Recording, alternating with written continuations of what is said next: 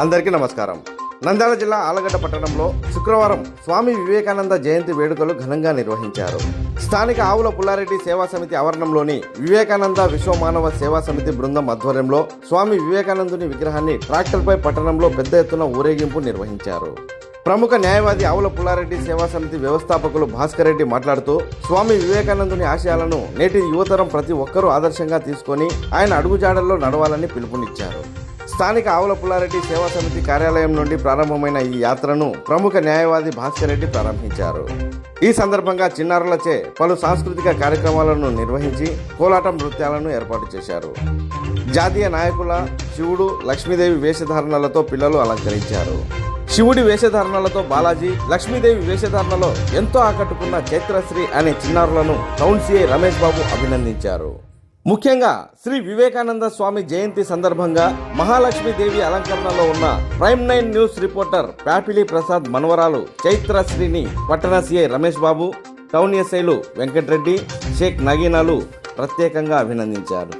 ఈ కార్యక్రమంలో ప్రజ్ఞా జూనియర్ కళాశాల ఎన్సీసీ విద్యార్థులు సోముల శ్రీనివాసరెడ్డి, ప్రముఖ పారిశ్రామికవేత్త టీఎంసీ వేణుగోపాల్, విశ్వ హిందూ పరిషత్ త్రినేత్ర మోహన్ రెడ్డి, పుల్లయ్య, సేన, టౌన్ సిఐ రమేష్ బాబు, ఎస్ఐలు వెంకటరెడ్డి, షేక్ నగీనాలు పాల్గొన్నారు.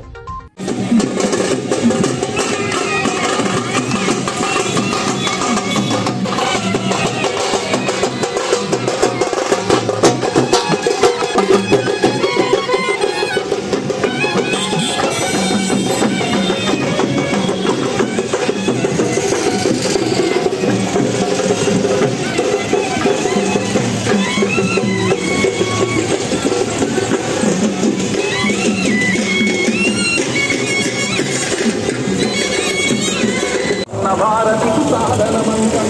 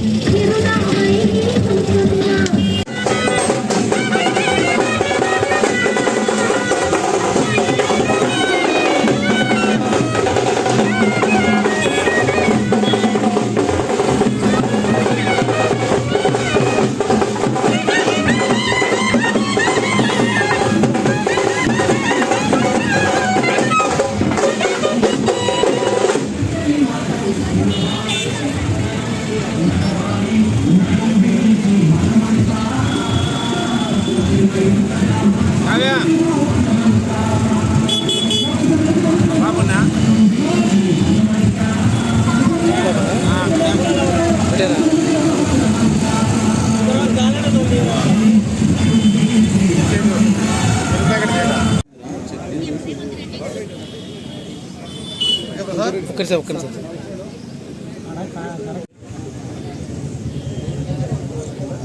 Okay sir. మేడం తీసుకోండి.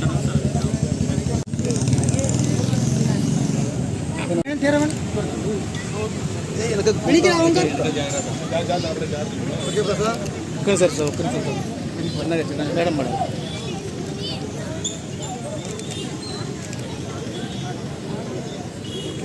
పురస్కరించుకొని ఆలగడ్డ పట్టణంలో ఈ కార్యక్రమం ర్యాలీ నిర్వహించడం ఎంతో ఆనందదాయకం. ఎందుకనంటే ఎంతో మన భారతదేశానికి, ప్రపంచానికి ఆదర్శపాయమైనటువంటి, ముఖ్యంగా యువత మేలుకో అన్నటువంటి ఎంతోమందిని ఉత్సాహపరిచి, ఆయన లేకపోయినా కూడా ఈరోజు అందరి మనసులో ఉన్నటువంటి వివేకానంద స్వామిని జయంతిని పురస్కరించుకొని మనం ఎంతో ముందుకు సాగాల్సిన అవసరం ఉంది. వివేకానంద యొక్క జయంతిని పురస్కరించుకొని మరియు వివిధ కమిటీలు వివిధ ప్రోగ్రామ్స్ ఏర్పాటు చేసుకుంటూ స్వచ్ఛంద సేవా కార్యక్రమాలు ఎన్నో చేస్తున్నాయి. రక్తదాన శిబిరాలు కావచ్చు, ఇలాంటి ఉచితంగా కర్రసాము, సాంస్కృతిక కార్యక్రమాలు నిర్వహిస్తున్నాయి. వాళ్ళంతా ఇదే విధంగా సాగాలని చెప్పి వల్ల ఈ కార్యక్రమాల్ని ఇక్కడ ఉన్నటువంటి ప్రోగ్రాంలు జరిపినటువంటి వాళ్ళు ముందు మరింత కార్యక్రమాలు జరపాలని, దీంట్లో మా పోలీస్ డిపార్ట్మెంట్ కూడా భాగస్వామ్యం చేయాలని చెప్పి కోరుకుంటూ, చేసినందుకు కూడా ధన్యవాదాలు తెలుపుకుంటున్నాం. Thank you all. చిరంజీవి గారికి, పాత్రికేయులకు అందరికీ పేరున మా హోలీ స్వాగతమే నమస్కారాలు తెలియజేసుకుంటున్నాం. ముఖ్యంగా ఈ 2వ సంవత్సరం, ప్రతి సంవత్సరం ఇలాంటి జయంతి కార్యక్రమాలు పాల్గొనాలి సార్ అని ఇస్తాడు. అప్పుడు కూడా ఇదే మన నరసింహస్వామి ఉత్సవాలు ఉన్నాయి. అప్పుడు కూడా ఎంత బిజీగా ఉన్నానో మేము తప్పకుండా వస్తామని చెప్పేసి మీ యొక్క కార్యక్రమంలో పాల్గొని మా యొక్క మీ షేర్ చేసినందుకు చాలా సంతోషపడుతుంది. అందరూ కూడా ఆ రోజు ధన్యవాదాలు తెలుపుకున్నాము. అదే పద్ధతిగా ఆయన ఈ రోజు కూడా ఇక్కడ ఈ కార్యక్రమాన్ని పాల్గొనే అవకాశం కల్పించి మీ ముందుకు వచ్చి ఈ యొక్క ఉత్సవ కార్యక్రమంలో పాల్గొని ఏర్పాటు చేశారు. కాబట్టి మీకు మరొక్కసారి కూడా ధన్యవాదాలు తెలియజేసుకుంటూ మాట్లాడే అవకాశం ఉంటుంది. అందరూ కూడా మనకున్న పేరు నమస్కారం తెలియజేసుకుంటున్నాను. ఇది కూడా మీరు మంచి కార్యక్రమం ఏర్పాటు చేశారు.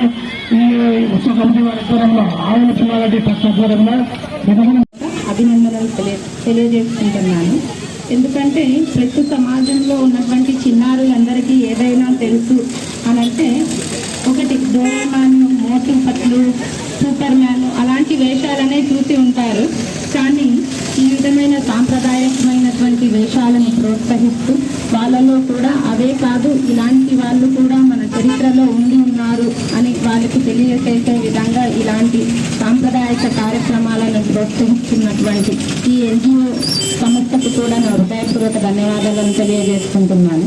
అదే కాకుండా ఇలాంటి కార్యక్రమాలను నిర్వహించడమే కాకుండా వాళ్ళ స్వచ్ఛంద సంస్థ ద్వారా మెరుగైపోతున్నటువంటి మన సాంప్రదాయక కళలు, కర్రసాము, ఇతర కార్యక్రమాలను కూడా స్వతంత్రంగా విద్యార్థులకు ఎలాంటి ఫీజు లేకోకుండా వారికి నేర్పిస్తూ వాళ్ళలో చైతన్యాన్ని తీసుకొస్తున్నటువంటి స్వచ్ఛంద సంస్థ వారికి మరొకసారి ధన్యవాదాలను తెలియజేసుకుంటున్నాను.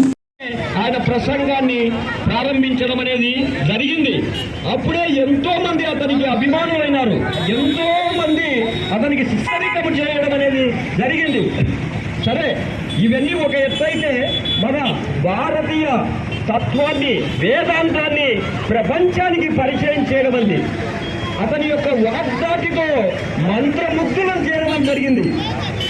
ఈరోజు ఏ కార్యక్రమం చేస్తున్నా కూడా అతను చెప్పినటువంటి సూక్తులు లేకుండా ఏ కార్యక్రమం లేదంటే అతిశయోక్తి కాదు.